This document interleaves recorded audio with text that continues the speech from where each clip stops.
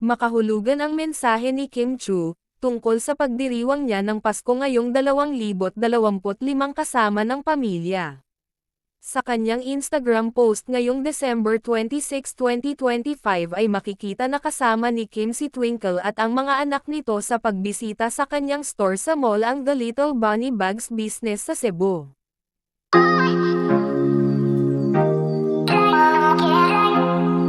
Makahulugan ang mensahe ni Kim Chu, tungkol sa pagdiriwang niya ng Pasko ngayong 2025 kasama ng pamilya. Sa kanyang Instagram post ngayong December 26, 2025, ipinakita ng aktres ang collage ng mga litrato kasama ang ilan sa kanyang mga kapatid at ang ibang taong itinuturing niyang pamilya. Kapansin-pansin na ang tanging ang mga kapatid niyang sina Twinkle at John Paul ang mga kasama sa collage. Hindi kasama rito ang mga kapatid niyang sina Lockham at William Jr., at wala rin ang kanyang ama.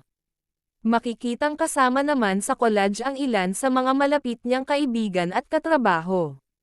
May litrato nila ng mga kaibigang sina Angelica Panganiban at Bella Padilla. May litrato kasama ang ABS-CBN bosses na sina Cory Vidanas at Laurenti Jogi. May litrato ring kasama niya si Paulo Avellino at isang group photo kasama ang mga katrabaho nila sa teleseryeng The Alibay. Mayroon ding litrato kasama ang mga katrabaho sa negosyo niyang The House of Little Bunny. Sa caption ng kanyang post, sabi ni Kim, "They say Christmas is about family. This year, mine looked a little different. All my life, I've been blessed to find family in people who choose to love me, hold me, and stand by me, especially this year. Blood is different, yes, but bond is everything." Sa sumunod na linya, ipinahiwatig ni Kim na malaking bagay sa kanya ang mga kapamilyang nagpalakas ng loob niya.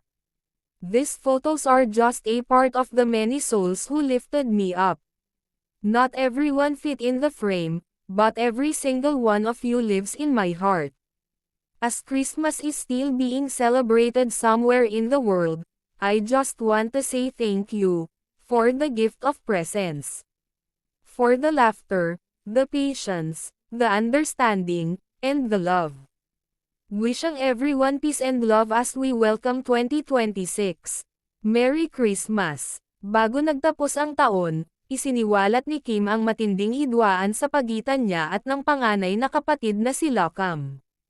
Noong December 2, formal na naghain si Kim ng reklamong qualified theft laban kay Lockham sa Quezon City Prosecutor's Office. Naglabas din siya ng opisyal na pahayag na matapos ang ilang buwang internal review, ay nadiskubre niyang may serious financial discrepancies sa kanyang business operations. May malaking halaga ng perang nawawala umano sa kanyang business assets. Sinabi rin ni Kim na masakit para sa kanyang idemanda ang sariling kapatid, pero kailangan daw niyang gawin upang protektahan ang binuo niyang brand at community na sumuporta sa kanya. Dagdag ni Kim sa pahayag niya noon, "Despite this painful situation, I remain committed to my work, my supporters, and the continued growth of my business ventures. I also continue to pray for healing and resolution for everyone involved." Malaking dagok para kay Kim ang pinagdadaanang problema. Hindi lingid sa kaalaman ng mga masugid na taga-suporta niya kung gaano kalapit si Kim sa kapatid na si Lockham. Madalas silang magkasama kahit sa work engagements ni Kim. Huli silang nagkasamang magkapatid nang mag-celebrate sila ng Father's Day noong June 16. Hi! Visit House of Little Bunny PH. Hello!